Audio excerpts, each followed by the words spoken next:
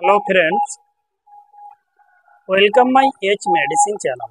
প্রতিদিনের মতো আজকেও একটি নতুন টপিক, সেটি হচ্ছে এই কার্মোজেন সিরাপ।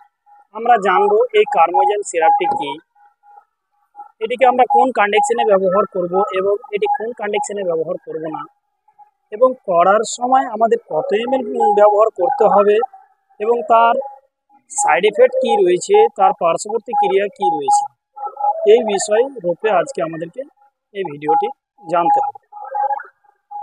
তার আগে আপনাদের কাছে রিকোয়েস্ট, আপনারা যদি আমার চ্যানেলে নতুন হয়ে থাকেন তাহলে আমার এইচ মেডিসিন চ্যানেলকে সাবস্ক্রাইব করুন, পাশে থাকা বেল আইকনটিকে প্রেস করে রাখুন, অল নোটিফিকেশন অন করে দেন। সবার আগে ভিডিওটিকে স্কিপ না করে সম্পূর্ণভাবে দেখবেন।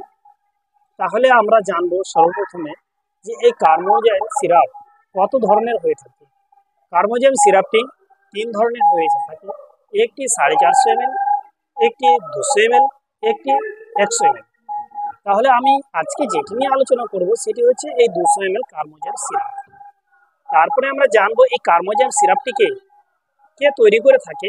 সেটিকে তৈরি করে থাকে মেডিন ফার্মাসিউটিক্যাল লিমিটেড। এর বর্তমান মার্কেট প্রাইস হচ্ছে 108 টাকা। তাহলে আমরা জানবো যে এই কার্মোজেন সিরাপ এটির মধ্যে কি কি কম্পোজিশন রয়েছে, কি কি মলিকুল রয়েছে। এটির মধ্যে বেশ কয়েকটি মলিকুল রয়েছে।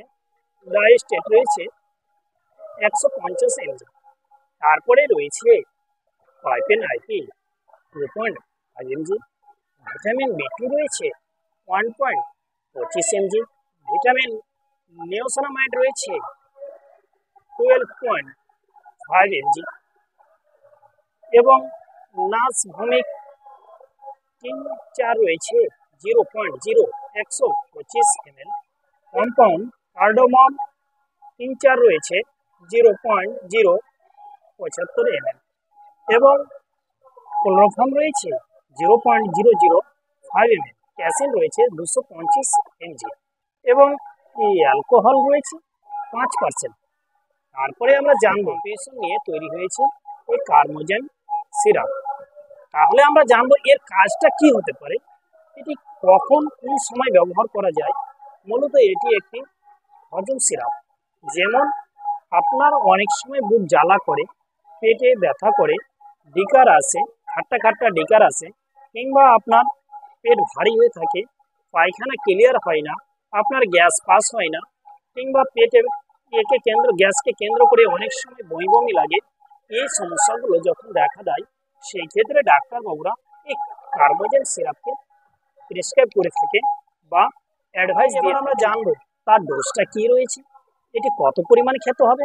এটি ডোজ রয়েছে বড়দের জন্য, অ্যাডাল্ট তাদের জন্য রয়েছে 10 ml করে দিনে 2 বার, সকালে রাত্রে খাওয়ার আগেও খেতে পারে কিংবা পরেও খেতে পারে, তাতে কোনো অসুবিধা হবে না।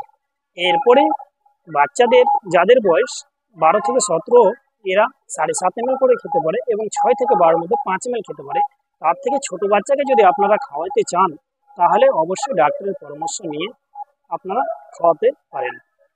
তারপরে আমরা জানবো এই সিরাপ খাওয়ার পরে কোনো কি পার্শ্বপ্রতিক্রিয়া রয়েছে, কোনো কি সাইড এফেক্ট রয়েছে। এই সিরাপ খাওয়ার পরে কিছু নর্মাল সাইড এফেক্ট রয়েছে, যে আপনার ডিহাইড্রেট হয়ে আপনার ক্ষুধা বন্ধ হয়ে যেতে পারে, কিংবা পেটটা হালকা ফুলে যেতে পারে, কিংবা আপনার পাতলা পায়খানা হতে পারে। এই সামথিং কিছু এই সাইড এফেক্টগুলো দেখা দিতে পারে। তাই আপনারা যখনই যে কোনো মেডিসিন ব্যবহার করবেন অবশ্যই ডাক্তারের পরামর্শ নেবেন, তারপরে এই মেডিসিন ব্যবহার করবেন।